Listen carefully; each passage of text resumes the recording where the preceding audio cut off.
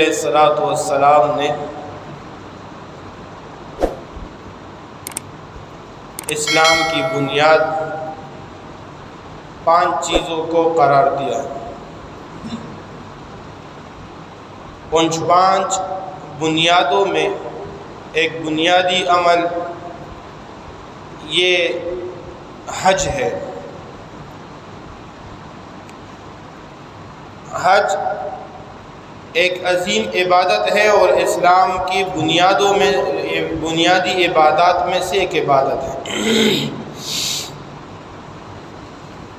اور اللہ رب العزت نے ان کے لیے اپنے خاص ایام مقرر کیے ہیں کہ ان دنوں کے اندر اس عبادت کو ادا کیا جاتا ہے، اور اسلام میں ہر عبادت کے لیے اپنا ایک وقت مقررہ موجود ہے۔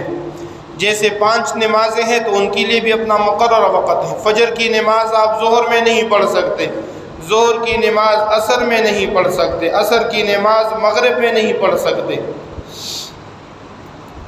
اسی طرح زکوٰۃ ہے، زکوٰۃ کے لیے بھی اپنے ایک وقت مقررہ ہے کہ جب مال پر سال گزرے گا تو زکوٰۃ واجب ہو جائے گی۔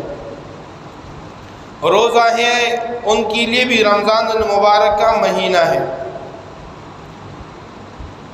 اسی لیے تو نبی علیہ الصلوۃ والسلام نے فرمایا کہ رمضان کا ایک روزہ بھی اگر کوئی قضا کر لے رمضان المبارک کے مہینے میں اپنے وقت پر نہ رکھنے کی وجہ سے، اگر وہ پورا سال اور پوری زندگی بھی روزہ رکھتا رہے تو اس ایک روزے کا ثواب اور اس کا جو درجہ اور مقام ہے اس تک نہیں پہنچ سکتا۔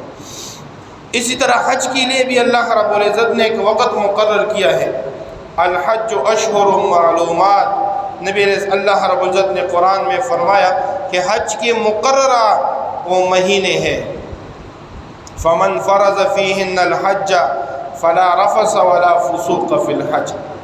حج کے اندر چونکہ عام طور پر رش اور ازدحام زیادہ ہوتا ہے، لوگوں کا آنا جانا اور لوگوں کی تعداد زیادہ ہوتی ہے، اس لیے وہاں پر لڑائی جھگڑے کے امکانات بھی زیادہ ہوتے ہیں۔ آپ جا رہے ہو، کسی کو دھکا دے دیا یا کسی نے آپ کو دھکا دے دیا، کسی کی کوہنی آپ کو لگ گئی اور یا آپ کی کوہنی کسی اور کو لگ گئی، ایک گرمی، ایک پسینہ اور ایک اتنا لمبا سفر، اس وجہ سے وہاں پر لڑائی جھگڑے کے امکانات زیادہ ہوتے ہیں۔ اس لیے اللہ رب العزت نے پہلے سے اس بات سے منع کر دیا کہ جو بھی حج کے لیے جائے فلا رفث ولا فسوق فی الحج، پھر اپنی لڑائی جھگڑا بھی نہ کرے اور اپنے آپ کو بیہودہ باتوں سے بھی منع کرے۔ جس طرح ہم یہاں پر محفلوں کے اندر بیٹھ کر گپے مارتے ہیں اور کبھی ایک کی پیچھے لگے رہتے، کبھی دوسرے کی پیچھے لگے رہتے اور ہماری زبانوں کا کوئی لگام نہیں ہوتا، اس طرح کی زبان سے اپنے آپ کو محفوظ کریں۔ حج پر جا کر پھر وہاں صرف لبیک لبیک کے نعرے لگائے تو اللہ رب العزت نے فرمایا کہ جو بھی حج پر جائے وہ اپنے آپ کو اس چیز سے منع کرے۔ اس لیے نبی علیہ الصلوۃ والسلام نے فرمایا من حج للہ، جس نے حج ادا کیا ولم یرفث ولم یفسق، اس نے بیہودہ باتوں سے بھی اپنے آپ کو بچایا، اس نے فسوق اور فسق اور فجر گناہ سے بھی اپنے آپ کو بچا لیا۔ رجع کیوم ولدتہ امہ، جس طرح بندہ اور چھوٹا بچہ اپنی ماں کے پیٹ سے نکل کر گناہوں سے پاک ہوتا ہے، رجع یہ حاجی بھی اسی طرح لوٹتا ہے اپنے حج کے ادا کرنے کے بعد، کیوم ولدتہ امہ، کہ جس طرح یہ ابھی آج اپنی ماں کے پیٹ سے پیدا ہو گیا اور اللہ نے ان کے تمام گناہوں کو معاف کر دیا۔ اور دوسری حدیث میں نبی علیہ الصلوۃ والسلام نے فرمایا العمرۃ الی العمرۃ کفارۃ لما بینہما، ایک عمرہ کر لیا جب تک دوسرے عمرے پر نہ جائے، ایک عمرہ کیا اور اللہ دوبارہ دوسرے عمرے کی توفیق دے دے تو دوبارہ دوسرا عمرہ کرنے کی وجہ سے اللہ نے آپ کے اس گناہوں کو معاف کر، کفارۃ لما بینہما۔ والحج المبرور لیس له جزاء، اور مقبول شدہ حج کا بدلہ اور جزا، اس کا اجر اور ثواب لیس الا الجنہ، نبی علیہ الصلوۃ والسلام نے فرمایا حج مبرور اور حج مقبول کا ثواب اور اجر یہ جنت کے علاوہ اور کچھ بھی نہیں ہو سکتا۔ اللہ کرے اللہ ہم سب کو بار بار نصیب فرمائے۔ اس لیے لیکن حج ان لوگوں پر فرض ہے جو گھر سے لے کر بیت اللہ تک تمام اخراجات کو برداشت کر سکتا ہو، ان اخراجات کو بھی برداشت کرے، اور اس دنوں کے اندر جتنا وہ حج کے ایام میں وقت گزارے گا اتنے ایام کے اخراجات اپنے گھر والوں کو بھی دے دے۔ جس کے پاس اتنا مال موجود ہو تو اس پر حج کیا ہے؟ فرض۔ لیکن جس کو اللہ نے توفیق دے دی، جس پر حج فرض ہو اور وہ حج ادا نہ کرے، تو آپ نبی علیہ الصلوۃ والسلام کی اس وعید کو بھی سن لے۔ نبی علیہ الصلوۃ والسلام نے فرمایا جس پر حج فرض تھا اور اس نے حج ادا نہیں کیا، اب نبی علیہ السلام نے فرمایا یہ چاہے یہودی ہو کر مرے یا نصرانی ہو کر مرے، مجھے اس سے کوئی تعلق نہیں۔ اس لیے حج یہ ایک بنیادی عبادت ہے اسلام کے اندر۔ حضرت عائشہ رضی اللہ تعالیٰ عنہ نے نبی علیہ الصلوۃ والسلام سے ایک مرتبہ پوچھا، اے اللہ کے رسول ہمارا دل بھی چاہتا ہے کہ آپ کے ساتھ جہاد پر جائے، آپ غزوات کے اندر جاتے ہیں، صحابہ کرام آپ کے ساتھ شریک ہوتے ہیں، ہمارا دل بھی چاہتا ہے کہ ہم بھی آپ کے ساتھ جہاد پر جائیں۔ تو نبی علیہ الصلوۃ والسلام نے فرمایا اگر آپ کا دل چاہتا ہے کہ میں جہاد پر جاؤں، آپ حج کو ادا کرو۔ حج کے اندر جو عورتیں ہیں ان کو اللہ رب العزت جس طرح جہاد پر جانے کا ثواب ملتا ہے، اس طرح جو عورتیں اور معذور لوگ جہاد پر نہیں جا سکتے، اگر وہ حج کو ادا کریں گے اللہ رب العزت ان کو اس حج کے بدلے میں جہاد کا اجر اور ثواب بھی عطا کرے گا۔ تو نبی حضرت عائشہ رضی اللہ تعالیٰ عنہ فرماتی ہیں جب میں نے نبی علیہ الصلوۃ والسلام کا اس ارشاد کو سنا، اس کے بعد میں نے کبھی بھی حج کو نہیں چھوڑا، مرتے دم تک جب بھی حج کا موقع آیا تو میں نے حج کو ادا کر دیا۔ اس لیے میرے بھائیو اور دوستو، حج یہ اللہ رب العزت کی ایک عشقیہ عبادت ہے۔ اس لیے نبی علیہ الصلوۃ والسلام نے ایک مرتبہ فرمایا کہ آپ حج کو ادا کرو، حج بیت اللہ کو ادا کرو۔ ایک صحابی نے نبی علیہ الصلوۃ والسلام سے سوال کیا، اللہ کے رسول کیا ہم ہر سال حج ادا کریں؟ نبی علیہ الصلوۃ والسلام خاموش رہے۔ اس کے بعد اس صحابی نے دوبارہ پوچھا، اے اللہ کے رسول کیا ہم ہر سال حج ادا کریں؟ نبی علیہ الصلوۃ والسلام پھر خاموش رہے۔ تیسری مرتبہ پھر سوال کیا، اے اللہ کے رسول کیا ہر سال ہم حج ادا کریں؟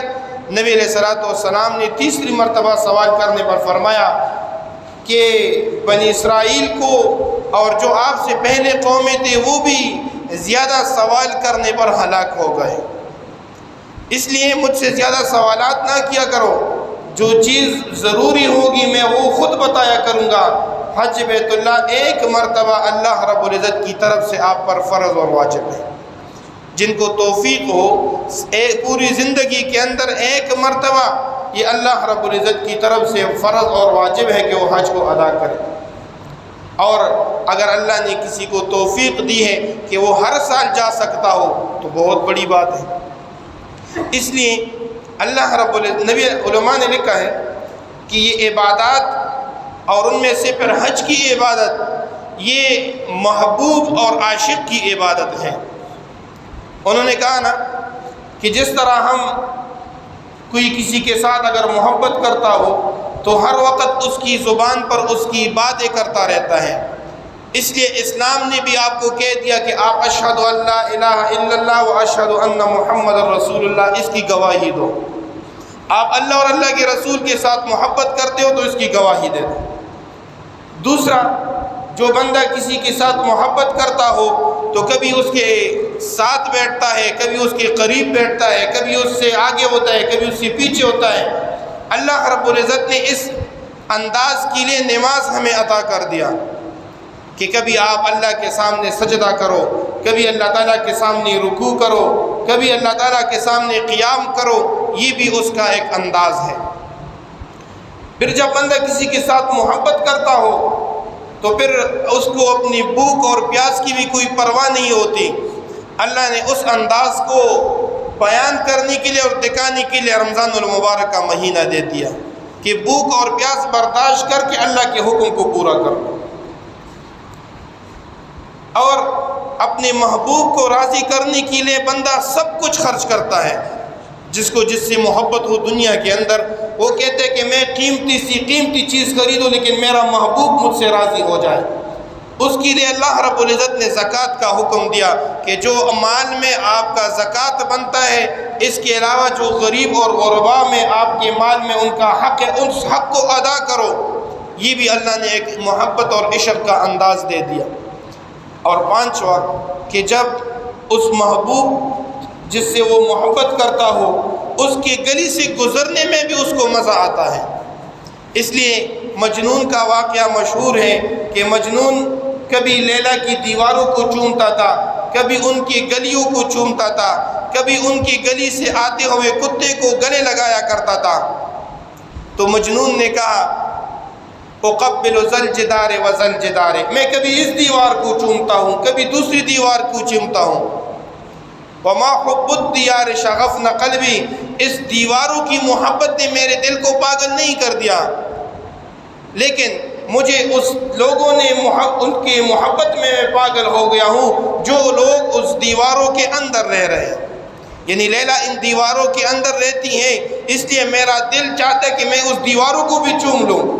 تو اس انداز کو بیان کرنے کے لیے اور دکھانے کے لیے اللہ نے حج کا حکم دے دیا کہ کبھی آپ جاؤ بیت اللہ شریف کا طواف کرو، کبھی جا کر بیت اللہ شریف کے غلاف کو پکڑو، کبھی جا کر حجر اسود کو چوما دے دو، کبھی جا کر وہ صفا مروہ کے اندر صحیح کر لو، کبھی جا کر عرفات کے میدان میں وقت گزارو، کبھی مزدلفہ میں وقت گزارو، کبھی آ کر منا میں وقت گزارو، کبھی آ کر ان بالوں کو اللہ کے راستے میں قربان کر لو، کبھی آ کر ایک جانور کو اللہ کے نام پر قربان کر لو، اپنے سلے ہوئے کپڑے کو نکال کر صرف بدن پر 2 کپڑے لے کر اور اللہ کی محبت میں لبیک لبیک کے نعرے لگاتے رہو۔ یہ اللہ رب العزت نے ایک محبوب اور عاشق کی عبادت ہمیں عطا کی۔ اللہ کرے اللہ ہمیں بار بار نصیب کرے۔ اس لیے یہ دل کی محبت اور دل کی تڑپ کا کام ہے۔ جس کے دل کے اندر تڑپ ہوگی، جس کے دل کے اندر حقیقی محبت ہوگی، جس کی نیت اس میں صادق اور سچی ہوگی، اللہ اس کے لیے بندوبست بھی اپنے طرف سے کرے گا۔ اور یہ امام طبری رحمۃ اللہ علیہ نے ایک حدیث نقل کی ہے کہ جب حضرت ابراہیم علیہ السلام نے خانہ کعبہ بنایا اور اس کی تعمیر کی، خانہ کعبہ بنانے کے بعد اللہ رب العزت نے حضرت ابراہیم علیہ السلام کو حکم دیا کہ ایک اونچی جگہ پر کھڑے ہو کر تمام لوگوں کو حج کے لیے بلاؤ۔ تو حضرت ابراہیم علیہ السلام نے اللہ سے عرض کی، اللہ میری آواز اتنی نہیں کہ پوری مخلوق تک پہنچے۔ ابراہیم علیہ السلام کو اللہ نے فرمایا آپ آواز لگاؤ اور آپ کی اس آواز کو تمام مخلوقات تک پہنچانا یہ ہمارا کام ہے۔ حضرت ابراہیم علیہ السلام نے لوگوں کو حج کے لیے بلایا اور آواز لگائی، وہ آواز اللہ نے تمام ارواح تک پہنچائی۔ حدیث مبارک میں فرمایا کہ جس روح نے اس پر لبیک کہا وہ ضرور حج بیت اللہ اور یا عمرہ کی زیارت کے لیے جائے گا۔ اس لیے اللہ تعالیٰ نے قرآن کے اندر بھی فرمایا، اس کا تذکرہ بھی کیا، وَأَذِّن فِي النَّاسِ بِالْحَجِّ يَأْتُوكَ رِجَالًا، آپ آواز لگاؤ، لوگ پیدل بھی آئیں گے، سواری پر بھی آئیں گے، لیکن یہاں کی زیارت کے لیے لوگ آئیں گے۔ آج دیکھ لیں کہ لوگوں کے دل کی تڑپ وہ وہاں کے لیے ختم نہیں ہوتی۔ اس لیے آج لوگوں کا ایک مزاج بن گیا ہے، وہ کہتے غریب کو کھانا دے دو، غریب کے گھر میں کھانا پہنچاؤ، غریب کے گھر میں آٹے کا بوری دے دو، یا کوئی اور ایسا نیک کام کر لو، گلی بناؤ، لیکن حج عمرے پر جاؤ یا نہ جاؤ تو کوئی کام نہیں۔ یہ دل کا عشق کی بات ہے۔ یہ اس وقت ہمیں کیوں بات سمجھ میں نہیں آتی، یا ہمیں اس وقت کیوں یاد نہیں آتی جب ہم گھروں کے اندر لاکھوں روپے کے ٹیل اور ماربل لگاتے، اس وقت ہمیں غریب یاد کیوں نہیں آتا جس کا گھر میں چھت نہیں ہے؟ یا ہمیں قربانی کے وقت یہ بات یاد آتی ہے کہ بھائی قربانی کرو یا مسجد میں دو، یا حج اور عمرے کے لیے جاؤ تب جب آپ کے محلے میں کوئی غریب نہ ہو. جب آپ 60 لاکھ روپے کی گاڑی میں گھومتے ہو اس وقت آپ کو غریب یاد نہیں آتا. جب آپ اپنے بیٹے کے شادی پر فضول قسم کے اخراجات صرف اپنا نام بڑھانے کے لیے خاندان میں میرا نام روشن ہو جائے, میرے ماموزات نے 3 قسم کے کھانے دیے تھے, میں 5 قسم کے کھانے دوں گا تاکہ میرے 2 ڈش اور 2 کھانے اس سے زیادہ ہو جائے. جب آپ وہ اپنا نام بڑھانے کی کوشش کرتے ہو اس وقت غریب یاد, اس وقت تو غریب کو دعوت بھی نہیں دیتے, اور اگر غریب ایسے آ بھی جائے تو اس وقت ملتی بھی ایسے انداز سے کہ وہ غریب بیچارہ آنے پر بھی مجبور میں کیوں آیا. لیکن آج یہود و نصارہ اور یہ ملحدین قسم کے لوگ اس بات کو ہمارے ذہنوں کے اندر ڈالتے ہیں, ہمارے بچوں کے ذہنوں کے اندر ڈالتے ہیں.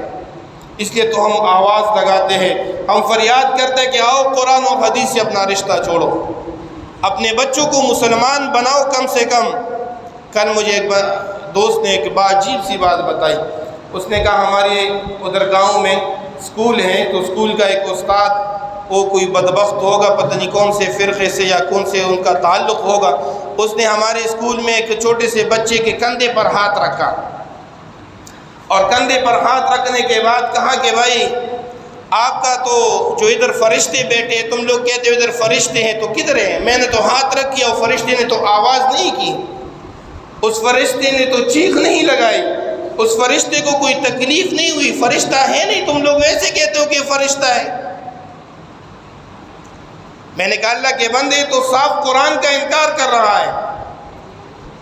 کرامن کاتبین یعلمون ما تفعلون, اللہ فرماتے میں نے کرامن کاتبین 2 تمہارے لیے مقرر کیے, تم نیک اور بد جو عمل کرتے ہو وہ اس عمل کو محفوظ کرتے ہیں, لکھتے ہیں.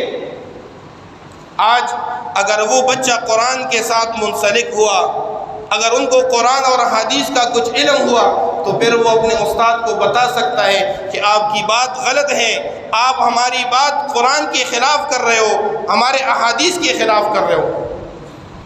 لیکن ہم ٹیوشن کے لیے تو ہمارے پاس وقت ہے, لیکن اپنے بچوں کو مسلمان بنانے کے لیے ہمارے پاس وقت نہیں, اپنے بچوں کو قرآن اور حدیث کا علم دینے کے لیے آج ہمارے پاس وقت نہیں.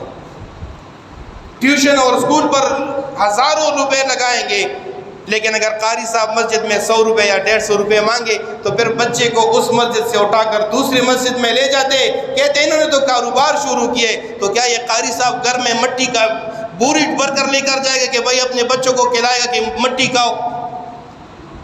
قاری صاحب کے میدے کو اللہ تعالیٰ نے مٹی کھانے کے لیے بنایا ہے, اور آپ لوگوں کے میدے کو کے لیے اللہ تعالیٰ نے گوشت اور مرغی کے لیے بنایا ہے.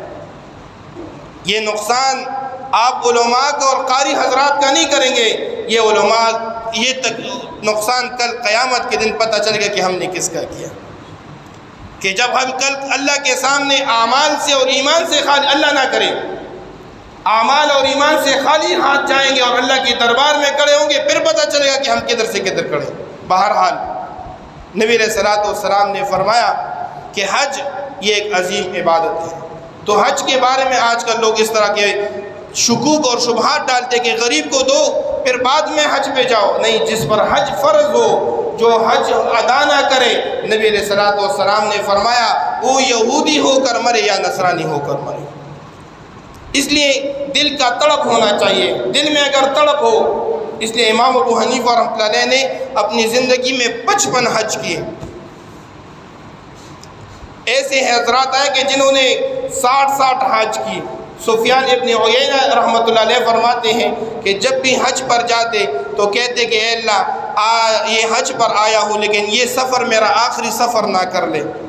جب 70 مرتبہ حج کیے تو پھر دعا کی, اے اللہ اب اگلے سال کے لیے, وہ تو اللہ کے نیک بندے تھے, ان کو تو اپنی زندگی اور اپنی آخرت ایسے نظر آتا تھا جس طرح ہمیں دن نظر آ رہا ہے. انہوں نے کیا کہ اے اللہ اب مجھے شرم آتی ہے کہ میں اگلے سال کے لیے بھی آپ سے دعا سوال کروں. 70 سال مستقل حج پر گئے, پھر اگلے سال ان کی وفات ہو. اس لیے جن کے دل میں تڑپ ہو تو اسباب وہ اللہ کی طرف سے آتے ہیں, یہ اللہ کے بلاوے پر آتا ہے, کوئی پیسوں کا محتاج نہیں حج اور عمرہ. اس لیے جنید بغدادی رحمۃ اللہ علیہ کے دربار میں وہ مجلس لگی تھی اور ایک غریب بندہ آیا. اس نے کہا کہ حضرت حج کو دل چاہتا ہے لیکن میرے پاس کوئی حالات نہیں، کوئی پیسے نہیں، کوئی اسباب نہیں میرے پاس۔ تو مجلس میں ایک بندہ بیٹھا تھا، اس نے کہا جب حج میں جانا چاہتے ہو اور تمہارے پاس پیسے نہیں تو تمہارے اوپر فرض بھی نہیں، جاتے کیوں؟ تو اس نے بڑا عجیب جواب دیا، انہوں نے کہا میرے پاس پیسے نہیں لیکن ایمان تو ہے میرے پاس، میں مسلمان تو ہوں، میں بھی اس اللہ کے گھر کو دیکھنا چاہتا ہوں۔ جنید بغدادی رحمۃ اللہ علیہ نے 1 درہم نکالا، 1 درہم تھا اس کے جیب میں اس وقت، اس نے 1 درہم نکالا اور اس کو دے دیا کہ یہ لے لو، اور اللہ سے دعا کی ہاتھ اٹھا کر، اے اللہ میرے پاس 1 درہم تھا، یہ تیرا غریب بندہ میرے پاس آیا تھا لیکن 1 درہم کے علاوہ میرے پاس کچھ اور ہے نہیں، اے اللہ اس 1 درہم کے اندر اس کے لیے برکت عطا فرما۔ یہ باہر نکلا، باہر راستے پر جاتے جاتے حج کے دن تھے، ایک قافلہ جا رہا تھا، جو قافلے کا سردار تھا اس قافلے کے سردار نے اس کو آواز دی، اگر حج پر جانا چاہتے ہو تو ہمارے ساتھ 1 سواری ہے، 1 سواری ہمارے ساتھ زیادہ ہے، اگر آپ جانا چاہتے ہو تو آ جاؤ۔ اس نے کہا میں حج پر تو جانا چاہتا ہوں لیکن میرے پاس سواری تو ٹھیک لیکن میرے پاس کوئی کھانے پینے کے اخراجات کے کچھ بھی نہیں۔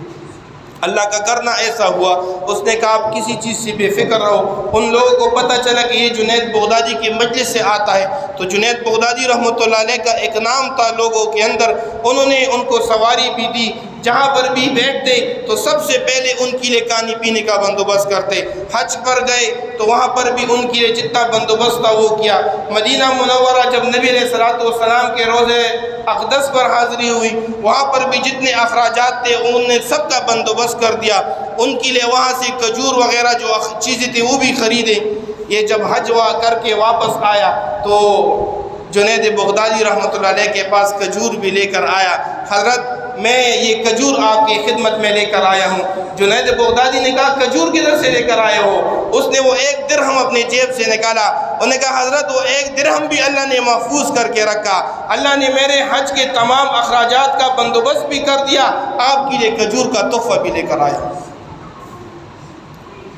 لیکن ہمیں گاڑی کی فکر رہتی ہے، ہمیں اچھے سے اچھے موبائل کی فکر تو لگی رہتی ہے، اچھے سے اچھے مکان کا فکر تو لگا رہتا ہے، لیکن آپ دل پر ہاتھ رکھیں اور ایمان سے بولے کبھی ہمارے دل میں تڑپ پیدا ہوئے کہ ہم حج بیت اللہ کریں؟ کبھی ہمارے دل کے اندر یہ خیال آیا ہے، کبھی دل میں کوئی خوف اللہ کے عشق میں کبھی ہم جھومے ہیں کہ اللہ ہم بھی کبھی آپ کے گھر کا دیدار کریں؟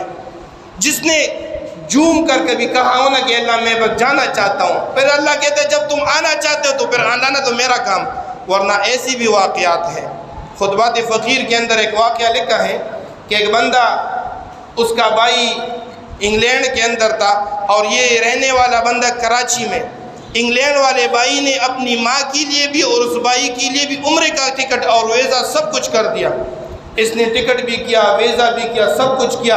اس نے کہا یار میں مصروف ہوں، میں جانا نہیں چاہتا، لیکن بھائی نے مجبور کر کے کہ والدہ کے پاس کوئی ہے نہیں، اس کو ساتھ لے کر جاؤ۔